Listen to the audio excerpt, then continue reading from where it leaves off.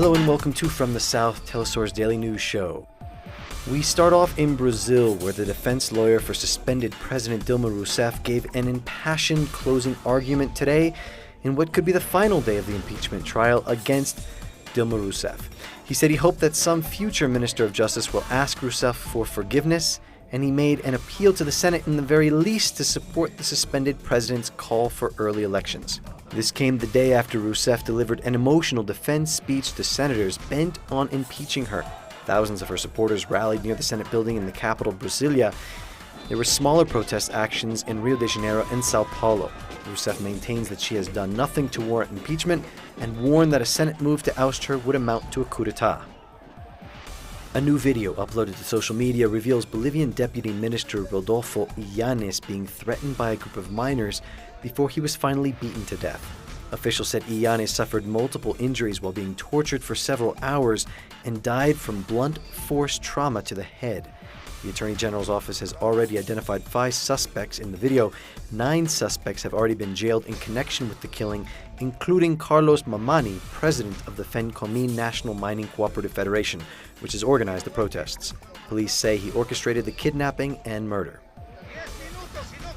A plebiscite decree which will ask Colombian citizens whether they are in support of the peace agreement between the government and the FARC has been signed by President Juan Manuel Santos. The referendum will take place on Sunday, October 2nd. According to the law, at least 13% of voters need to vote yes to the peace agreement. If that percentage is not reached, the agreement with the FARC could not be implemented. After a 3-year investigation, the European Commission has ordered Apple to pay $14.5 billion in back taxes plus interest to Ireland. The EU concluded that the tax treatment granted by Ireland to Apple enabled the company to pay substantially less tax than other businesses over many years. Under EU state aid rules, the special treatment was illegal. Spain's interim Prime Minister Mariano Rajoy has told Parliament that it's urgent for the country to get a long-term, stable government to end an 8-month political impasse. Rajoy called on opposition parties to allow him to form a new government or risk jeopardizing Spain's democratic system and economic recovery. France's economy minister, Emmanuel Macron, has resigned from the government. Macron is expected to bid for the presidency in the country's 2017 elections. He launched his own movement earlier this year called En Marche. However, the former minister has not announced the bid for the position. A state funeral for 28 victims of last week's earthquake was held in Italy.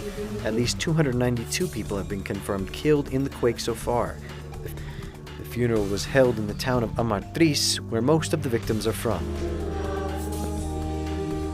A truck bomb exploded outside a hotel in Somalia's capital, Mogadishu, killing 22 people in an area close to the presidential palace.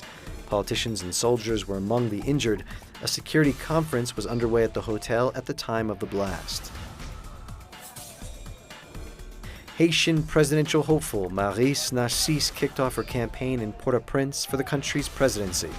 Joining her was former leader Jean-Bertrand Aristide. Narcisse vowed to unite the divided nation.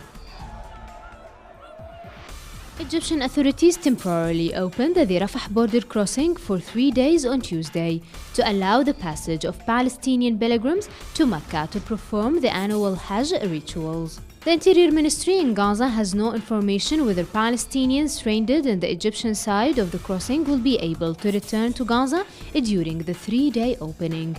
According to the Ministry of Waqf and Religious Affairs, about over 2,000 pilgrims from Gaza are registered for Hajj this year. About 40,000 Palestinians are stranded outside the Gaza Strip due to the closure of the Rafah crossing by Egyptian authorities. Egypt has kept the Rafah crossing virtually sealed after a series of terror attacks in Sinai were launched against its military in October 2014. The last time the Rafah crossing was opened was in early July for the crossing of humanitarian cases only. Hajj is a spiritual trip. We pray for God to accept our Hajj. It is good that the Rafah crossing opened for pilgrims after being closed for a long time. It has been closed for almost 60 days. We hope that the crossing opens permanently to lessen the suffering of the residents of Gaza. The situation in Gaza is very difficult. Hajj is a 5-day annual ritual undertaken by Muslims from all over the world to Mecca in Saudi Arabia.